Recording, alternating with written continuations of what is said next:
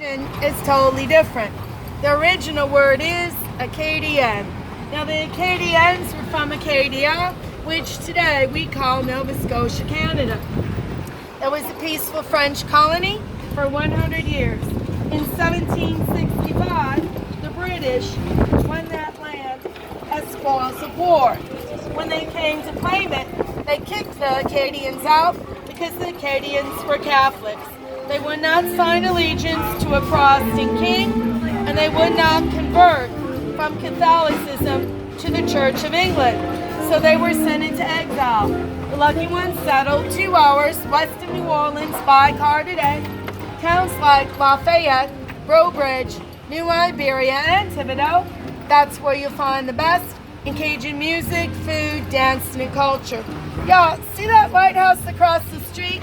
That's where you buy tickets for the Steamboat Natchez. Daytime cruises, like right now, that's why you're not seeing the boat, take you 8 miles downriver to where the Battle of New Orleans was fought. 7 o'clock at night, they do 5 courses of Creole cuisine with Dixieland jazz to dance to. Now, straight ahead of us, there's a statue of the founding father of the city, Jean-Baptiste Lemoyne Sieur de Bienville. He was a French-Canadian fur trader sent here in 1718 at the request of King Louis of France to turn New Orleans into a trading colony. When he came, he brought with him 2 French engineers. They surveyed and laid out the Vieux Carré, or Old City. Now folks, on your right is Johnny's. That's the place that invented the poor boy sandwich in 1951. Now at the time, that was a mom and pop grocery store. The owner felt sorry for streetcar drivers involved in a citywide strike. He took the cheapest stuff he had to feed them. French loaf of bread, French fries on top, sloppy roast beef gravy, and sold them for 5 cents to the poor boys, the strikers. Awesome school of cooking on your left for $29. They teach you to make gumbo, jambalaya, bread pudding, and pralines. You get to eat everything you make and take the recipes home. Nola's on your left. That's the home of Mr. Bam in the frying pan. Chef Emily Doss, the man on TV that tells you to kick it up a notch when you cook. Off-white building to your left, I'm sorry to tell you, that was the city's first slave exchange. The slave trade started there in 1788. Then look at the tile on the floor in front of the door. It says Napoleon House. Get over, Maggie. Get over, girl. In 1821, it was the home of Mayor Nicholas Turreau. He offered sanctuary to Napoleon Bonaparte here. He had the 3rd floor apartments built for Napoleon. He was going to send the Lafitte Poverty brothers to rescue Napoleon from exile, but Napoleon contracted syphilis and died like the dog that he was before he made it here. Folks, look in those windows. That's the oldest licensed pharmacy in the United States. The colored glass show globes in the left front windows, they were dyed different colors to symbolize different epidemics in New Orleans history. Now, the ones you saw with red dye in them symbolize the yellow fever epidemics of the 1850s. Worst in all of United States history happened here in New Orleans in 1853. We lost 10,000 people in 4 months to yellow fever. Pretty bad when you consider the population was about 15,000 at the time. It almost wiped New Orleans straight off the map. Now folks, there's one famous song that comes from the drugstore, La Potion Number 9. Mr. DeFilio, the original pharmacist, kept a secret list with the top 30 most embarrassing things you could ask for in the drugstore. If you wanted one of the items, you'd walk inside, look him in the eye, and go, he'd pull out the secret list, and you would circle what you wanted. Number 9 was called the Love Elixir. It was an aphrodisiac, and that's where they got the inspiration for the famous song. Now folks, the beautiful red brick apartments with the balconies on either side of Jackson Square are the oldest apartments in the United States. This side finished 1849, the other side completed in 1851. If you'd like to get inside the apartments, see how beautiful they were back in the day, it's $3. Go to that side of Jackson Square, and right in the middle is the 1850 South Museum. Whoop. Thank you for having some class and some respect for the animal. That's what's up. Now, on your right, see the cannon guns through the gate? That building was our seat of government for a long time, called the Cabildo. They signed the Louisiana Purchase here December 20th, 1803. When they signed that document, it was for all the land between the Mississippi River and the Rocky Mountains. 16 states in all, and double the size of the United States overnight. Pirates Alley on your right. Real life pirates sold slaves and contraband there. Dueling and fencing masters had their schools and weaponry shops behind the dark shutter doors. Second floor balcony apartment to your left, the red building. That is where Tennessee Williams lived when he wrote the play Streetcar Named Desire in 1947. Now we're crossing over Royal Street. That's my good friend, Miss Doreen. She can hold a note on the corner for 2 full minutes. For 10 minutes? 2 minutes. 2 minutes. That's a lot. Yes. 10 minutes would be impossible. You die. Now, coming up on your left, that's the world famous Pat O'Brien's, inventor of the hurricane drink. They have dueling piano shows 7 days a week. Nice casual courtyard restaurant in the back with a flaming brandy fountain. Then right next door, Preservation Hall. Now that is the club where Harry Connick Jr. had his first gig at 8 years old playing the piano. 5 traditional jazz shows every evening. The times are 5, 6, 8, 9, and 10. Crazy Corner to your left. They play the crazy Cajun music. Zydeco. Across the street is Mason Bourbon for Dixieland Jazz. Go straight, Maggie, go straight. I can't get you all the way down Bourbon Street because you can see they're tearing it up about 2 blocks down. So now we're going to go a little bit into the residential section. Now, the popular type of houses that people love to live in here are either Creole townhouses and shotgun houses. Now look at this turquoise building. 1 building, 2 addresses. 815 over that door, 817 over this door. What you're not seeing is there's a party wall down the middle of the house. When the first settlers came here, they were taxed on the width of the property lot. To pay less taxes, but to have more living room, they just made the houses longer. 1 hallway from the front door straight through to the back. All the rooms built off to the side of the hallway. If you'd stand at the front door, fire a shot with a shotgun, the bullet would pass cleanly down the hallway, out the back door, thus making it a shotgun house. In the eastern part of the Thank you for your kindness. In the eastern part of the United States, they're called boxcar or railroad car houses. And then same thing, you can see where all these people are congregated. Now, there are a few exceptions for when the shotgun house is not long, and this light blue house is one of them. Now, if you look to the back of the house, you'll see, hey darling, you'll see that there's a second floor. Now, say you were a young person, you bought a short property lot because that's all you could afford.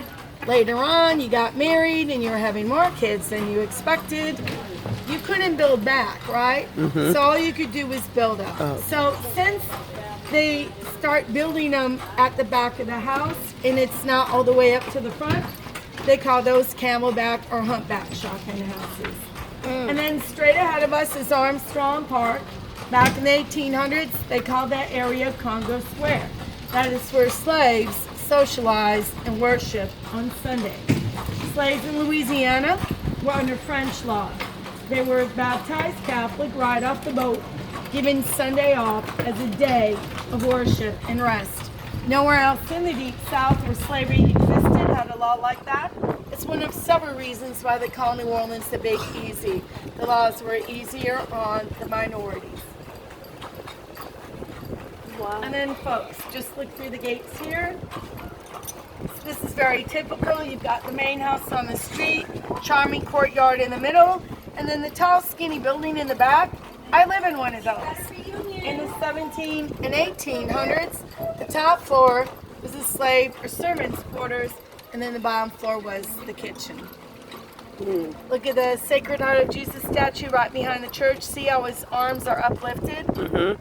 At nighttime, they have a floodlight on Jesus, so the shadow looks like a football field goal.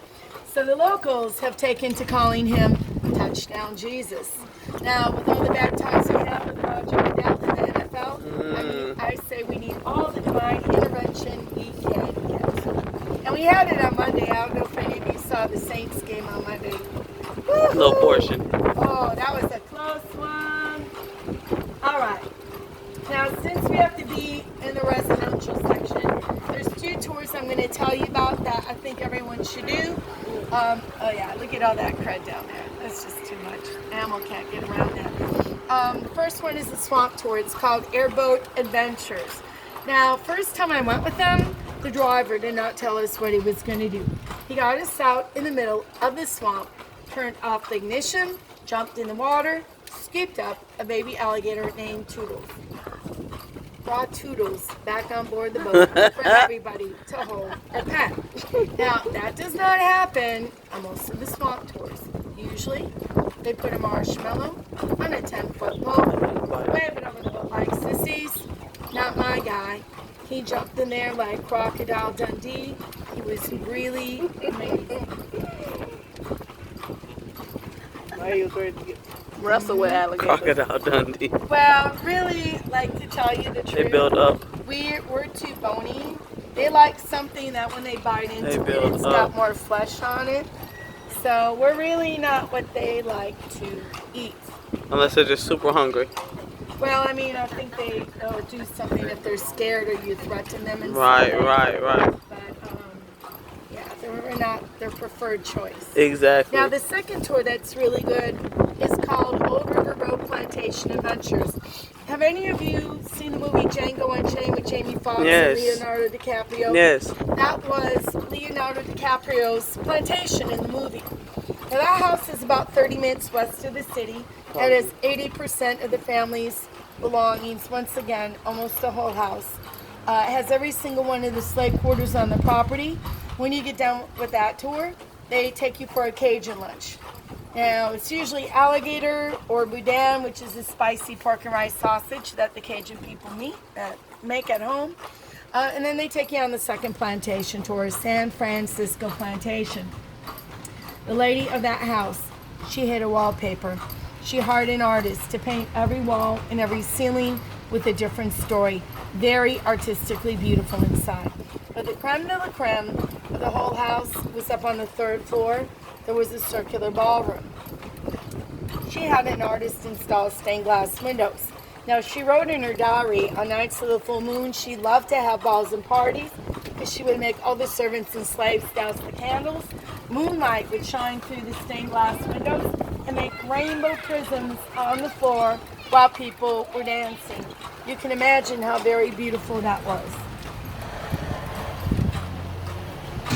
Now, folks, we've got about a block and a half to go before I can show you the oldest bar in the United States. It happens to be the second oldest building in New Orleans, built 50 years before we were even a country, 1726. The only building that's older than the bar is the Ursuline Convent. That was built in 1724. You can tour it today, Monday through Saturday. $2 to get in, and that's on Ursuline and Charter Street, farther down in the French Quarter. And I'm going to start telling you about the bar. Very unique. Two pirate brothers, Jean and Pierre Lafitte, actually they're the most favorite pirates in this area. They own the building. They would use the front of the building as a legitimate business a blacksmith shop to hide the fact that out the back door, illegally, they were selling slaves, guns, contraband, and ammunition. Now, these boys were pirates, y'all. I'm not going to tell you they were saints, but they turned out to be the unsung heroes of the Battle of New Orleans. Before that famous battle, the British wanted them to sell their ammunition and maps. The Lafitte's would not do it. They were loyal to the Americans. They snuck off to rat on the British. They gave the United States military free ammunition, and they fought on the American side. And that is why Andrew Jackson went down in the history books saying he couldn't have won the Battle of New Orleans without their help. Hollywood made a great movie about the Lafitte's. It's called The Buccaneer. Yul Brynner played Jean Lafitte. Charlton Heston played Andrew Jackson with a really bad haircut. But the movie is historically accurate as to what happened. Now, see, when you look at the side of the bar, it doesn't look like much, but I want you to look at the front. You might even want to take a picture. You will see the original cypress wooden beams in the foundation of the house. You will see the original bricks to the building. The whitewash has to be redone like every 3 to 5 years. But look at that chimney. Now you can tell that is the original chimney from 1726. It still works. If you ever go drinking there in the wintertime, they light a fire in the fireplace, close all the doors, and you're nice and toasty. Now the schoolyard on our left, this is Homer Plessy School. It is the last public school in the French Quarter today. Now, if Homer Plessy sounds familiar to you, he was involved in the first civil rights case, you're right, Plessy versus Ferguson, in the United States history. Now, in 1896, Mr. Plessy was light-skinned black. He was almost as white as me. He got onto the streetcar, sat down in the white section. 4 stops later, they arrested him for being the wrong color. Well, he wasn't going to have that. He took the case to court. The verdict was separate but equal treatment. Now, as we all know, separate and equal have nothing to do with each other. But at least it was the first step in the right direction. Please look up to the balcony. There's about 20 different angels hidden up in the plants and the flowers. Look at the beautiful postcard view when I turn the corner. All the old balcony buildings leading up to the modern skyscrapers. You don't find a view like this in too many American cities anymore. The contrast between the old and the new. And then the yellow building on your right, that used to be the first United States District Court. Andrew Jackson was fined $1,000 for lipping off to Judge Xavier Hall here. The Creoles loved him so much for keeping the British out of the city during that battle. They raised that $1,000, gave them back every penny as a point of honor. Folks, look at the Cornstalk Fence Hotel. The fence is a field of corn. Corn's still at the top, pumpkins at the bottom of the pillars. Did you want, oh, I'll stop. You want to take a picture? Ho! Ho! Ho! Don't move, Maggie. Ho! No, I got everything. Morning glory flowers trailing up and She down. ready. She like, come on. She's a young mule, and she really doesn't want to stop too much. She really does like the exercise. She really likes to go. She really doesn't like it when we're parked at Jackson Square. She loves to do tours. As you can see, I'm not really driving her. She doing her own thing. This. Yep. She is doing her Like own she got thing. it by memory. She knows. Know when to turn. Yes. Mm-hmm. Yeah. And she look at the cars like, I know you're gonna stop. You see Okay, me you coming? see me coming. You see the stallion right here. She's highly intelligent. I want one. She is. Just so you know, and you're right about Highly that. intelligent. This lady said my mule's highly intelligent. Well, the reason being, they've actually been proven by biologists to have a mentality of a 5-year-old human child. Now, that's pretty smart, because sometimes a 5-year-old can get one up on an adult. Okay. Real quick. So when they say that a mule is stubborn, folks, it's really not that they're stubborn. Let me explain this. Because they can reason on some level. If you ask them to do something where they think it's going to get them or you hurt, They're not or gonna do injured, they're not going to do it. So I've never had a problem with her. I don't ask her to do anything stupid, and she don't act stupid. So. All right, now I'm going to show you one of the coolest shops. It's Masquerade. Right down this block to the right. Now, they really do have the best selection of masks. Masquerading was a custom brought over from the French. 1727 was when we had the first masquerade ball in New Orleans. So look through the windows and doors. Every type of mask, from leather to feathers, paper mache to silk. Some of those are wearable masks. Some of them are just artwork for your display case. If you do want to come back after the tour, just remember it's on the. All you do is walk up the right-hand side of Jackson Square, and it's the first block after the square on your left. Now, the tan colored building on your right, that's one's called the Presbyterian. It was originally built to house the priests that send mass at St. Louis Cathedral. Now, today, those priests. She want to go around. Yeah, well, she knows she can't fit in there. Those priests would roll over in their graves if they knew it was the Mardi Gras Museum. Now, Mardi Gras started in Europe before the Middle Ages, came to the United States, was first celebrated in Mobile, Alabama. New Orleans made it bigger, better, prettier, and funner. And this is why we do not like Uber or Lyft in New Orleans. Every single time they will stop and hold up the traffic. I've never once, and I've lived in the French Quarter for 18 years, I have never once seen them pull over so the traffic can get by. Which would be courteous. Which is actually the law. It's against the law to obstruct the traffic, especially in the French Quarter. Seeing it like this, yes. Look how already it's narrow. Because all our streets are one way. So what are you going to do if the street's blocked? It's going to back up the whole quarter. That's just common sense. Now, we do have a haunted restaurant, and I'm not bullshitting you. This is Muriel's on her left. They have a poltergeist that was actually filmed on TV more than once. But there was a show done 5 years ago at Muriel's. Now, you're going to see a door with bars over the window. As long as they set a place setting for the ghost. lady who got to get the art for. Where you see that track lighting, pictures fly off the walls, trying to break the wine glasses crack when they forget to set the ghost table. Ooh. He also misbehaves if they forget to put his little nameplate that says Antoine Jourdan. Are you serious? I'm totally serious. The reason why they know the name of the ghost, not long after they opened up that restaurant, they were having all the shenanigans go on. Finally, a local person suggested, why don't you get a parapsychologist in here because you probably have a poltergeist. Well, they laughed at it, but they kept losing money because it would break things.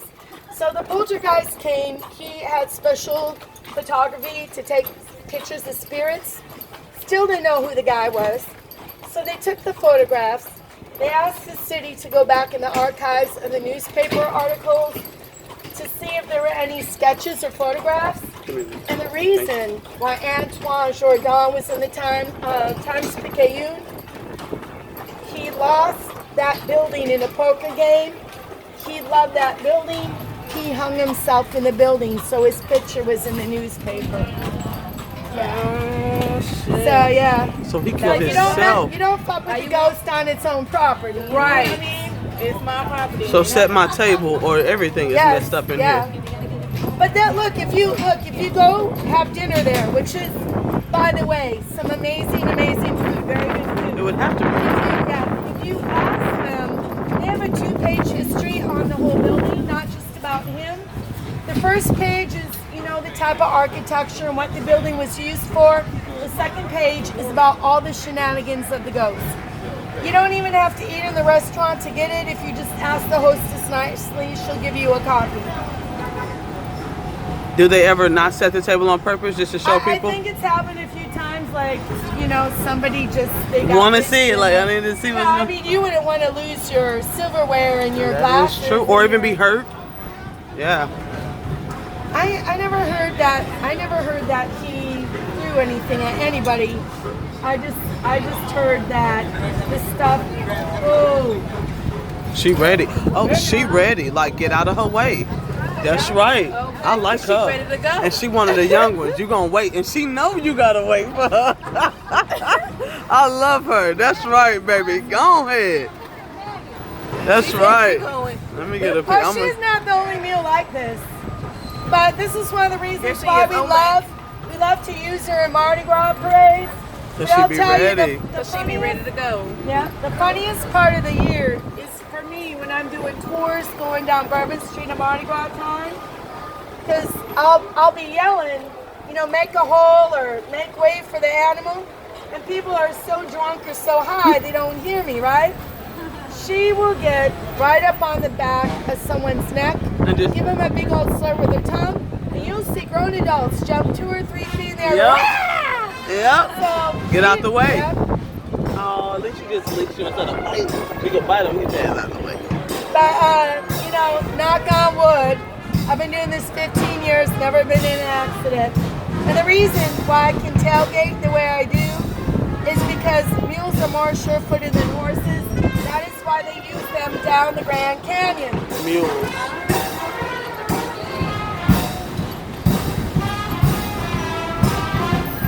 Fox, pull over, pull over, pull over. You're holding up the traffic. Pull over. See what I mean? But why See would what I they mean? do that? Because the light he's is an green. asshole. He don't Oh, care about anybody else okay. except himself. And he probably told her it don't matter, just get in. Yep.